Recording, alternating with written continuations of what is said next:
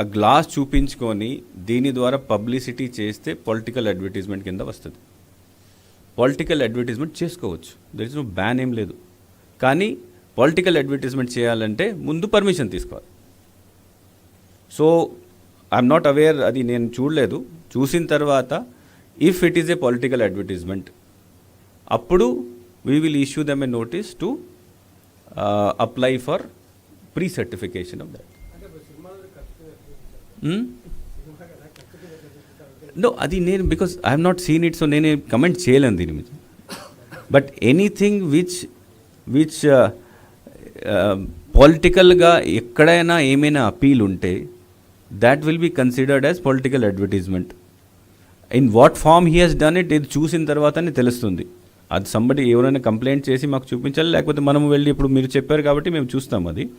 But చూసిన తర్వాత అది ఏ రకాలు ఉంది, దాంట్లో ఏం అపీల్ చేశారు, ఏం చేస్తున్నారు. బికాజ్ వాట్ హ్యాపన్స్ దట్ ఇది ఉంది, this is also a political symbol. ఇది కూడా ఉండొచ్చు, ఫ్యాన్ కూడా ఉండొచ్చు, సైకిల్ కూడా అన్నీ ఉంటాయి, మనం వాడతాం, రోజు వాడతాం. But that does not mean publicity కదా. సో కేస్ టు కేస్ చూస్తాం.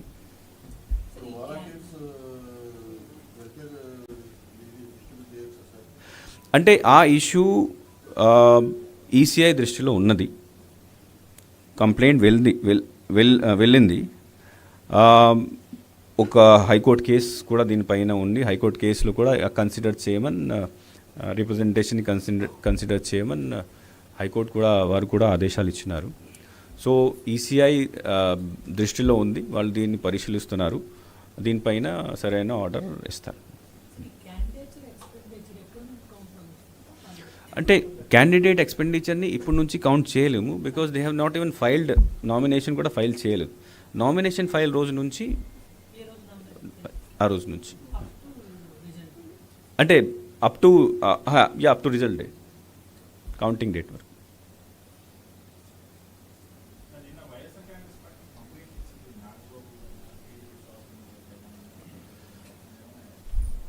అంటే వైఎస్ఆర్ కాదు, ఎవరైనా కంప్లైంట్ ఇస్తే general we send it to the concern person for immediate enquiry. కొన్ని మనమే ఎక్కడైనా మనము వెరిఫై చేయగలిగితే ఒక్క డిసిషన్కి వచ్చేసి నోటీస్ ఇస్తాము, కొన్ని కింద లెవెల్ ఆఫీసర్కి పంపిస్తాము. సో నిన్న వచ్చినాయి, ఇంతకుముందు కూడా వచ్చినాయి, బోత్ పార్టీస్ నుంచి వస్తున్నాయి.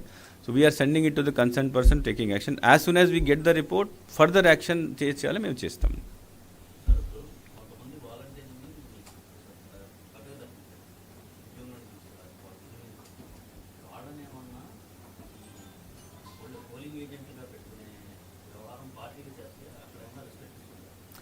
అంటే ప్రస్తుతం ఎలక్షన్ కమిషన్ ఇన్స్ట్రక్షన్ అంటే ఉన్న వాలంటీర్ని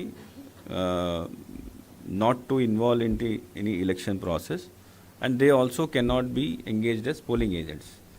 మళ్ళీ వాళ్ళు రిజైన్ చేసిన తర్వాత, లేకపోతే వాళ్ళని తీసేసిన తర్వాత, లేకపోతే వాళ్ళని కేసు పెట్టిన తర్వాత, ఇవన్నీ అయిన తర్వాత కూడా వాళ్ళని పోలింగ్ ఏజెంట్గా పెట్టచ్చా లేదా, అది కరెక్ట్ టైంలో మేము చెప్తాం.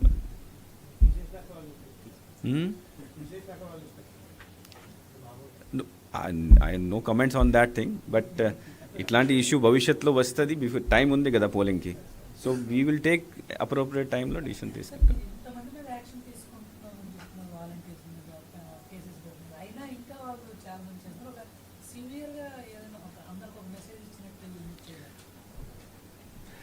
అంటే జస్ట్ సింపుల్ ఎగ్జాంపుల్, అది దాంట్లో రాయకండి.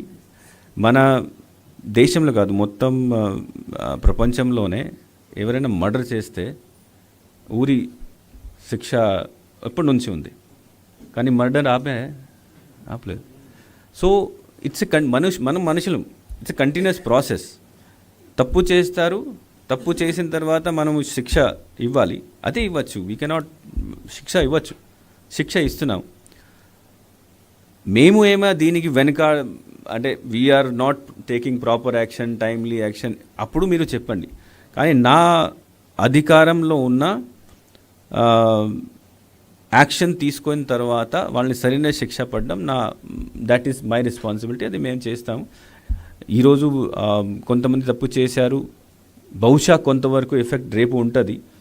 మళ్ళీ ఒక వారం 10 రోజుల వరకు మనము ఇది ఎక్సర్సైజ్ చేస్తే నాకు అంటే ఐ బిలీవ్ దట్ చాలా వరకు దీనికి కంట్రోల్ అవుతుంది.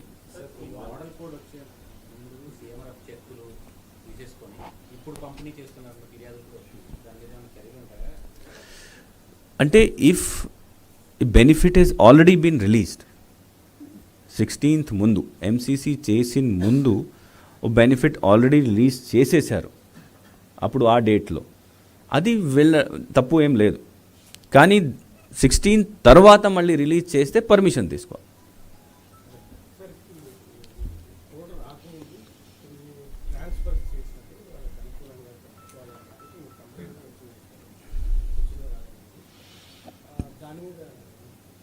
అంటే కంప్లైంట్స్కి యాజ్ ఐ సెడ్, ఎక్కడైనా మనకు కంప్లైంట్ వస్తే మేము ఎంక్వైరీ చేసి యాక్షన్ తీసుకుంటాం. ఫర్ ఎగ్జాంపుల్, జస్ట్ ఎగ్జాంపుల్ చెప్తున్నాను, ఒంగోలు సిఓ జిల్లా పరిషత్ మీద కంప్లైంట్ వచ్చింది, ఒంగోలు డిపిఓ మీద కంప్లైంట్ వచ్చింది. కలెక్టర్కి పంపించాము, ఆయన రిపోర్ట్ ఇచ్చినారు. రిపోర్ట్ ఇచ్చిన తర్వాత డైరెక్టర్ రోల్ లేదు, కానీ ఆయనకి డిస్ట్రిక్ట్ గ్రీవెన్స్ కమిటీ ఒకటి ఉంటుంది. డిస్ట్రిక్ట్ గ్రీవెన్స్ కమిటీ అంటే వాళ్ళు ఎలక్షన్ టైంలో క్యాష్ ఏమైనా పట్టుకున్నప్పుడు సరైన ఆధారాలు చూపిస్తే దీన్ని రిలీజ్ చేయడానికి వాళ్ళ దగ్గర పవర్స్ ఉంటాయి. That's election duty. సో ఆయన హీ విల్ బీ హెడ్, అంటే ఈసీఐ గైడ్లైన్స్ ప్రకారం CEO Zilla Parishad is head of the district grievance committee. ఆయన ఉంది కాబట్టి ఆ రోజే మీకు చెప్పాము, యూ రిపోర్ట్ ఇచ్చారు, ఆయన ఆ రోజే సరెండర్ చేసేసాం, డిపిఓని కూడా చేసేసాం. సో ఇట్ డిపెండ్స్, కంప్లైంట్ వస్తుంది, ఎగ్జామినేషన్ అవుతుంది, if it is correct then we take action at the same time. వచ్చింది బహుశా చిత్తూరు జిల్లా ఇక్కడ ఏదో వచ్చింది. సో లెట్ మీ సీ, ఆ రిపోర్ట్ నేను చూడలేదు, రిపోర్ట్ చూసిన తర్వాత విల్ టేక్ యాక్షన్.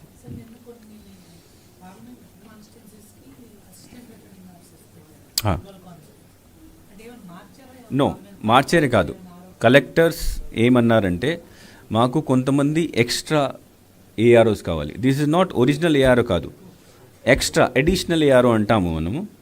సో మాకు ఇంకా కొన్ని చోట్ల డిఆర్ఓని ఏఆర్ఓగా డిక్లేర్ చేయలేదు, కొన్ని చోట్ల వేరే సీనియర్ ఆఫీసర్స్ ఉన్నారు. సో కలెక్టర్స్ ఏం అడిగానంటే మాకు కొంతమంది ఎక్స్ట్రా మనిషి కావాలి పని చేయడం కోసం. ఎలక్షన్లో స్టాచ్యుటరీ పదవి లేకపోతే వాళ్ళు పని చేయడానికి అవకాశం ఉంది కాబట్టి మేము కమిషన్కి పంపించి these are all additional ARO.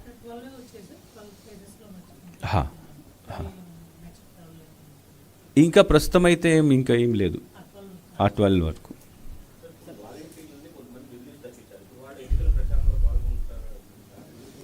అదే చెప్పాను కదా, నువ్వు బేసికలీ మేము చేయాల్సిన పని మేము చేస్తా అంటే ఎవరైనా తప్పు చేస్తే వాళ్ళకి యాక్షన్ తీసుకుంటాం. దీని తర్వాత ఆయన ఏం చేస్తారు అది how can I control that thing.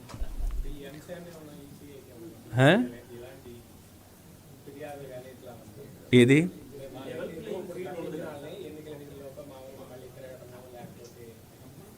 No, I cannot say it now.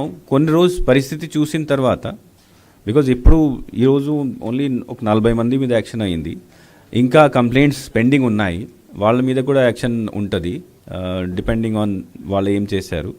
So వచ్చే టైంలో ఇట్లా తిరుగుతుంది ఆ issue, then accordingly will take action.